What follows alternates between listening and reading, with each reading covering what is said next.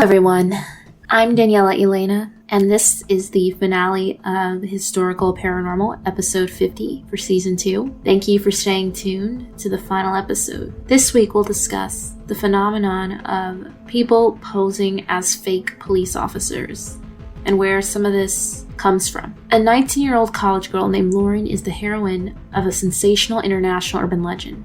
Her supporting cast includes a rapist posing as a police officer in an unmarked police car, real police officers in marked cruisers, and police dispatcher. The location? A unit road on the outskirts of town.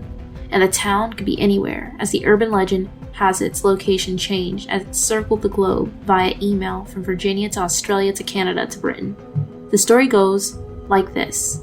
Lauren is pulled over by an unmarked police car, but she is suspicious and uses a special phone number to contact the local police to confirm that she is being pulled over by a genuine cop.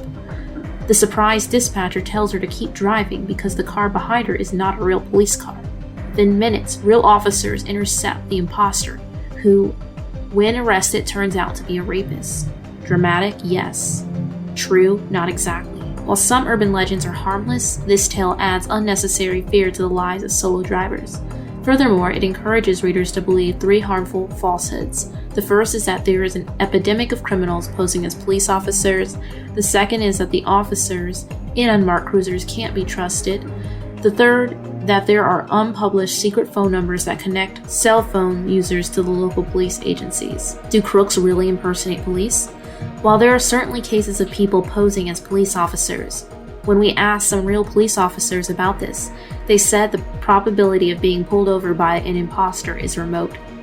Officer Clarence Williams of Los Angeles Police Department said, "We have had complaints of officer impersonations during my years on the force. Normally, the criminal pulls over a citizen, quickly flashes a badge, and then commits some type of robbery. They steal the citizen's wallet or purse." Working in a suburb on the border of Detroit, Michigan, Officer Frank Zielinski of Grosse Pointe Farm said the crime of impersonating an officer is rare. What we usually see is that when it happens in the suburbs, it tends to be somebody on a power trip. They might pull somebody over, act like a police officer, give the citizen a warning, and then send them on their way. In urban areas, the motivation is usually theft or potentially carjacking. What if you're stopped by an unmarked police car? Many states and municipalities commonly use unmarked police cars for conducting traffic stops.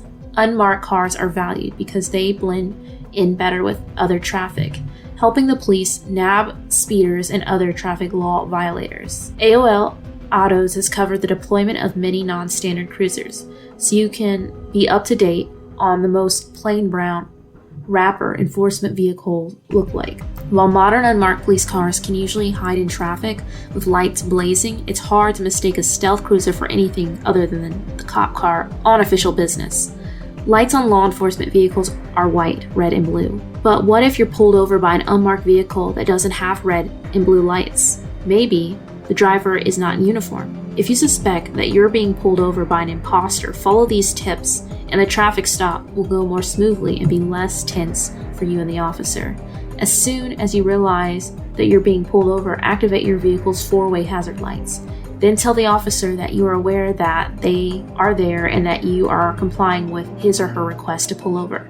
Do not drive erratically, speed up, or attempt to elude the officer. Drive safely to the nearest public area or police station. These are locations where police impersonators are less likely to engage victims. If it's nighttime, make sure the area is well lit. If you have a cell phone, dial 911 and ask the dispatcher to verify that an officer is attempting to pull you over. If the 911 operator verifies your vehicle description and your location, stop immediately for the officer.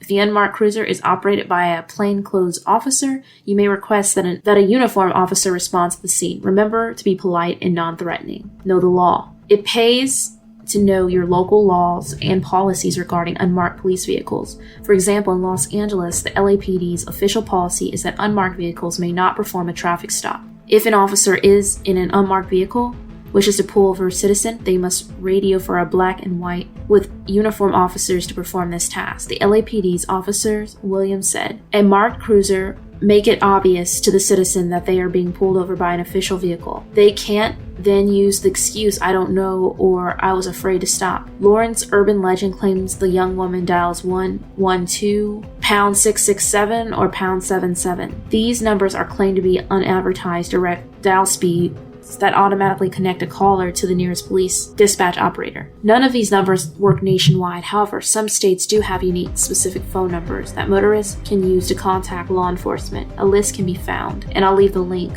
to the website. Generally, police agencies recommend drivers just dial 911 to confirm that they are being pulled over by a legitimate officer. Modern unmarked traffic enforcement cars. Officer Zielinski showed us unconventional patrol car that Grosse Pointe Farms recently put into service. The Mustang GT is a 2009 model with a 4.6-liter V8. The Mustang's gray paint, aluminum wheels, black racing stripes, and hood scoop make the car look totally civilian until its special lighting package fires up. High-intensity LED lamps are mounted behind the windshield, in the grille, and on the exterior mirror. Additional LEDs are mounted in the rear window and by the rear taillights to alert traffic approaching from the rear. The colors are brilliant blue, red, and white. Unlike the four-way flashers that are standard on civilian vehicles, the lights on police vehicle flash alternately between the left and right sides. Civilian hazard flashers blink in parallel, and the left-right side lamps flashing together. Additionally, the lights on the modern covert police vehicles are much brighter than the standard automotive lamps. Officer Zielinski is one of the officers assigned to the Mustang GT. We want to make our patrol car identifiable from up close. Because of that, we add the police ID to the hood scoop so that police can easily read the word when we pull them over. How courteous. Urban legends are birthed out of uncomfortable experiences often, and this is something that has happened. If you go through your news, you can probably find somebody locally or nationally who did impersonate a police officer. But I hope that you enjoyed this season of Historical Paranormal. I apologize for some of the gaps in getting the videos to you. Hopefully next season will run a little smoother. If you have any suggestions for the next season, it'll be another 25 episodes. Send in your suggestions and I can compile a list of them for season 3. Thank you again, and until next time.